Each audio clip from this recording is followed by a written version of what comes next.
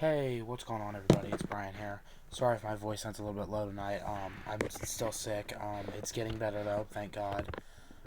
So I wanted to make this video talking about the 2024 election, predominantly the GOP primary and former New Jersey Governor Chris Christie.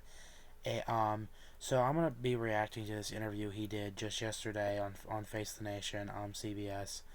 I think it should be interesting to see. I watched a little bit of it earlier. It was very interesting, so I'm going to watch it. I'll pause it every so often to give my thoughts and opinions on things and talk about it a little bit afterwards. Alright, let's get right into it. And we turn now to one of the Republican candidates for president, former New Jersey Governor Chris Christie. He joins us this morning from Mendham, New Jersey. Good morning to you, sir. Good morning.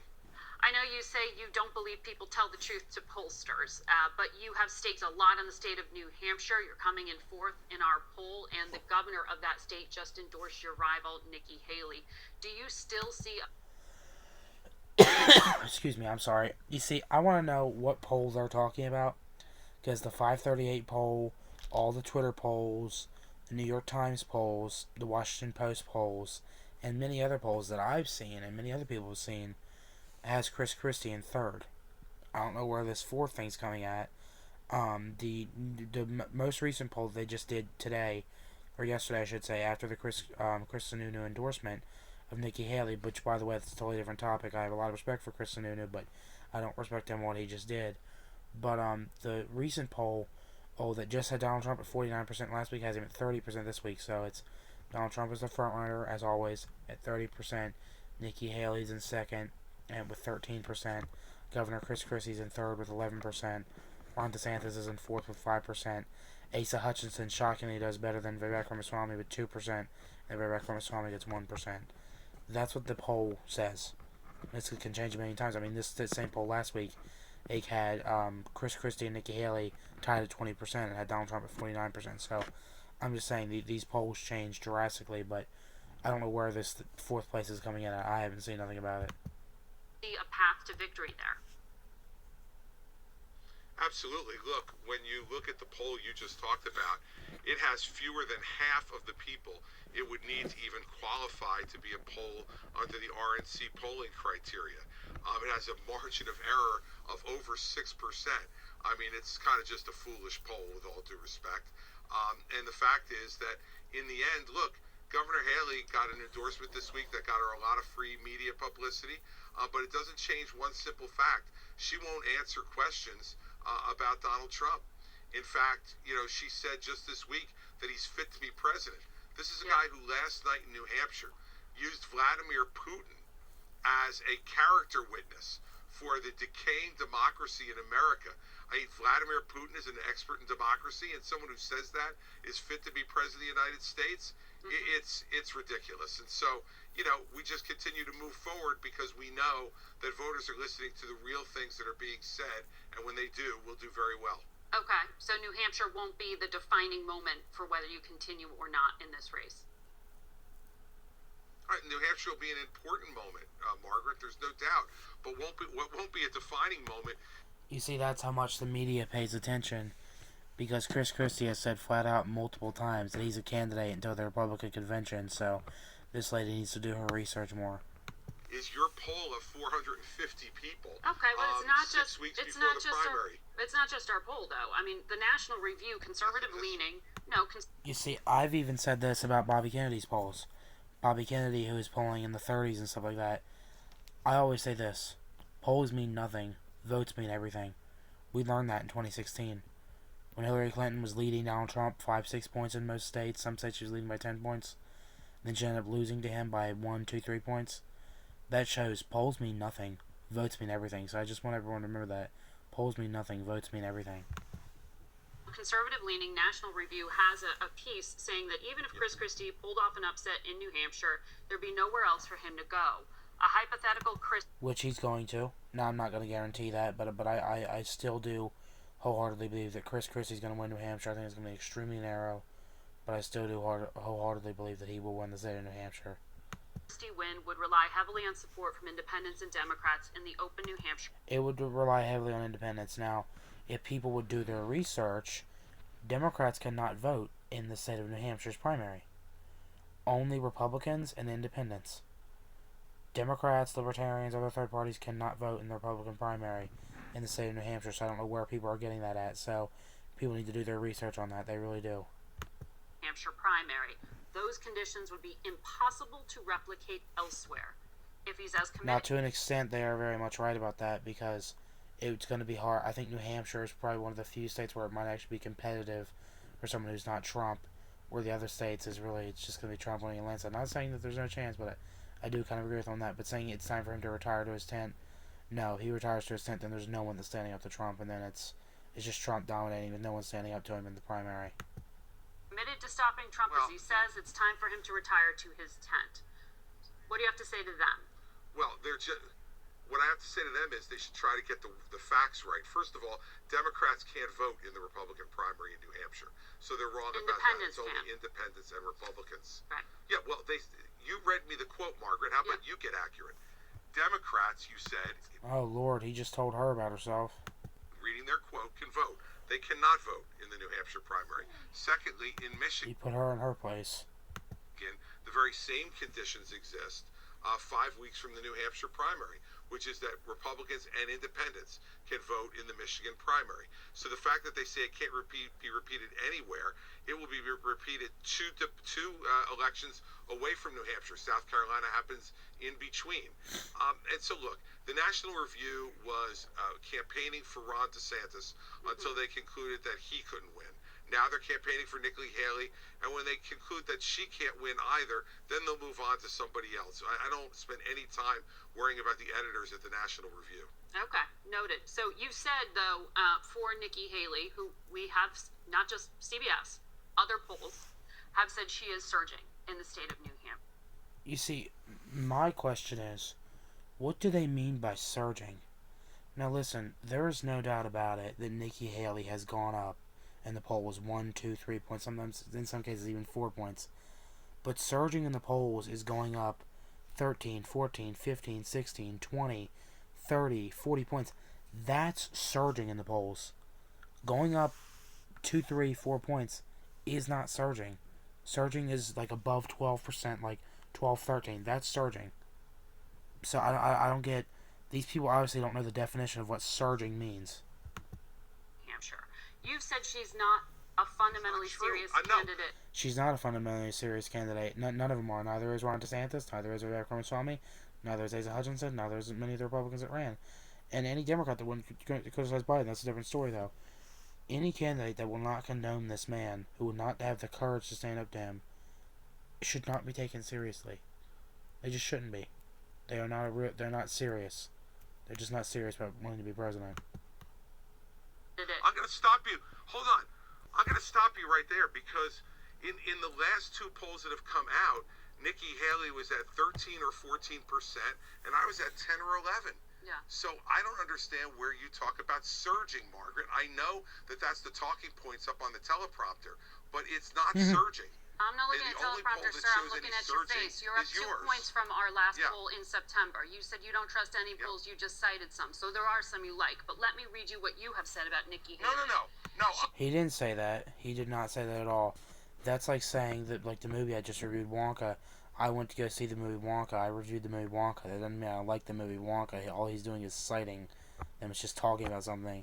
It's like if you're talking about, Diet Pepsi. Doesn't mean you drink Diet Pepsi. It just means you're talking about and citing what Diet Pepsi is and what it tastes like. Margaret. I'm countering what you say, Margaret. I'm countering what you say about other polls showing surges, which they do not. And so if you want to cite them, at least cite them correctly.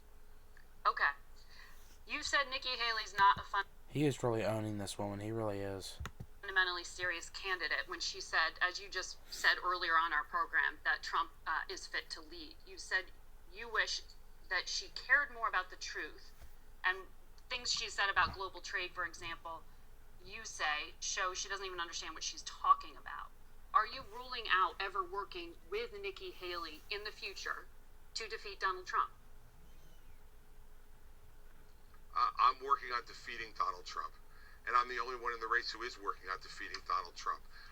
When she hasn't ruled out being his vice president, I don't think you can take her as a serious contender against him. Ron DeSantis and I have both ruled out accepting the vice presidency from Donald Trump. Nikki Haley. I'm not a fan of Ron DeSantis at all. I'm really not even a fan of Chris Christie. But at least they've had the courage to rule out and say they're not going to be a Trump's running mate. You have Nikki Haley and Vivek Ramaswamy. They're basically baking in line. I think that's what she's hoping. I do. I think she's hoping that Trump will make her his running mate or make her Secretary of State or something. That way she can try to be the front runner in 2024. I think Vivek's hoping that too. But I really do think that's what she's hoping. I think it's ridiculous that someone would even think that.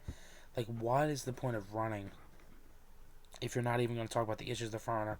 I watched an interview the other day with Nikki Haley, her Chris Sununu interview, and she was talking about, like, oh, why do you always constantly want me talking about Donald Trump? This and that. Nikki Haley, he's the front runner. Not by a couple points, by 20, 30, 40 points in most states. Nationally, 50-some points. He's the front runner. There's a good chance he could be the next president. Of course you should be talking about him if you want to win. That's basically like if you're in the NFL, and you're a team, and let's say Tom Brady was still playing, not talking about Tom Brady, saying that he's like acting like he doesn't exist. Or it's like now, like Purdy, the player for the 49ers, if people were acting like he don't exist, like it don't make sense. It's like playing a game of baseball, like the other team isn't even there. They don't exist. Like, what is the point? These people, they don't make sense. They're idiots. Especially Nikki Haley. She's just so out of touch with reality. I don't get it. I just don't get it. Haley is not. That's why she's not saying strong things against Donald Trump, why she's saying he's fit to be president of the United States. I mean, the fact is, if you watch that speech last night where he says that immigrants from Asia, Africa, and South America are poisoning the blood of America, I don't know how you could take... You see, a racist comment like that, someone like Nikki Haley will not condone that. It's real nice. Someone like that and say that they're fit to be president of the United States. Yeah, Nikki Haley has said Donald Trump is fit to be president. She said a man who was impeached twice is fit to be president. Someone who's got 4 criminal indictments, 91 criminal acts, is fit to be president. Someone who sent a mob to the Capitol and got 6 people killed and multiple people injured and federal property damaged is fit to be president. Somebody who tried overturning an election that they lost is fit to be president. Someone who's saying they want to be a dictator is fit to be president. Someone who's praised people like Vladimir Putin and Kim Jong-un and President Xi, who are murderous dictators. She's saying someone like that should be president. Someone who says racist comments. Someone like that is fit to be president. That's why I think Nikki Haley should be far from the presidency. Are you surprised? This is language and things that are being said. Sorry. That are just wrong. You were clearly distancing yourself from that sentiment. Are you surprised that other Republican candidates and sitting Republican elected officials have not distanced? I'm not surprised. I mean, there's so many things that has happened to Donald Trump and Donald Trump has done and stuff that Republicans refuse to distance themselves and stay. So many that are either running for president right now or are in Congress or formerly in Congress. It doesn't shock me at all. Distance themselves from saying that immigrants are poisoning the blood of this country? Yes, I am surprised about that. You see, that right there is where I think Chris Christie's lying. Like, I think that he knows that the Republican Party's going to be like this. No one in the Senate has condoned it. I mean, literally, you had Lindsey Graham blowing it off like it was nothing. This does not shock me. I don't think it shocks Chris Christie. I think he's just trying to have some hope for his party. And look, at the end of the day, these folks are more concerned about their primary challenges in their House seats than they're concerned about... He's damn right about that. These people that are in the House and Senate and governors and stuff, they're too concerned about their primary challenges than they are about standing up to Trump and telling the truth. Who's going to be the president of the United States and whether or not they're fit. And when you're a candidate for president of the United States and someone's, the incumbent essentially, Donald Trump having won the nomination the last 2 times, you need to speak directly about what you think is their fitness. I'm going to take Nikki Haley's word at it. She says she believes he's fit to be president. If you believe someone who says those kind of things and is under 4 criminal indictments is fit to be president, then you can agree with her. I don't. Okay. Well, Nikki Haley I want to ask you about how some of your opponents who have stood on that debate stage alongside you have talked about her. You did seem to come to Nikki Haley's defense after the last debate when Vivek Ramaswamy went straight at her. You said you think he personally has a woman problem. Do you think your party has a woman problem? Do you think that a woman could be the lead on a Republican ticket? Sure, I think a woman could be lead on the Republican ticket. And I don't think the party has a woman problem. I think Vivek has a woman problem. And I defended Nikki Haley at that debate because when someone on the stage like Vivek treats someone who is as, smart and accomplished as Nikki is, and has been my friend for 13 years, it says that compares her intellect to that of his 3-year-old son. The way I was raised, Margaret, is you stand up and you defend someone who you do respect being treated with disrespect by someone else. And that's exactly what I did. I'd do it again. And I think... You see, I do agree with Chris Christie on that. Listen, I would have defended Nikki Haley too. Listen, if someone is being so rude and disrespectful to someone else that is not that good at standing up for themselves, you should stick up for them, especially if it's a woman. No, Vivek Ramaswamy should not have talked to Nikki Haley like that. Now, as much as you've heard me criticizing Nikki Haley on other videos and throughout this video, she's still a human being and she's a woman. You should not be criticizing her like that.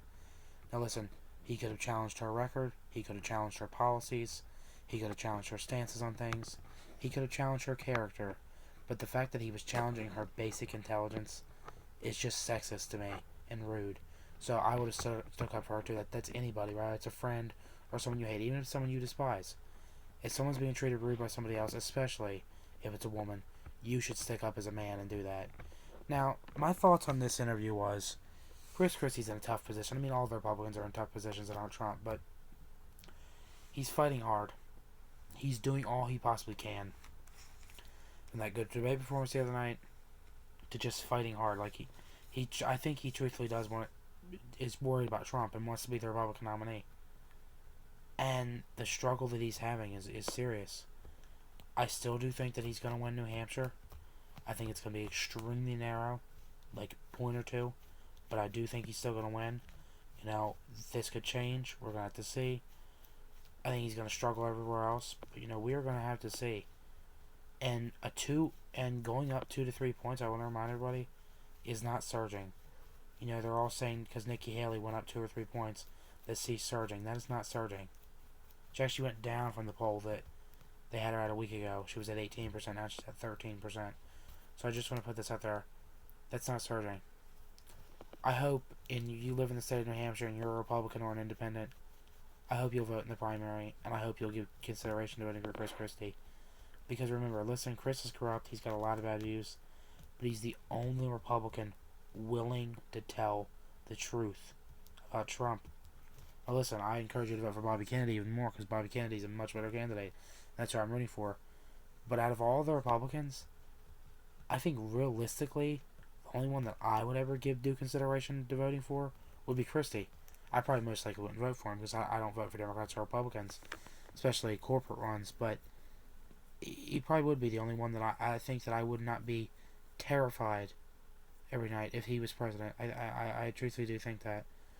Alright everyone, that's it for this video. Thank you so much for watching this video. I really do appreciate it. You all rock. Please keep it up. 55 subs. I appreciate it. So as always, please like this video. Please share this video. Please leave a comment on this video. And most importantly of all, please subscribe to this channel. Alright everyone, thank you so much for watching, and have a good night, and enjoy the rest of your holiday season. Bye everybody.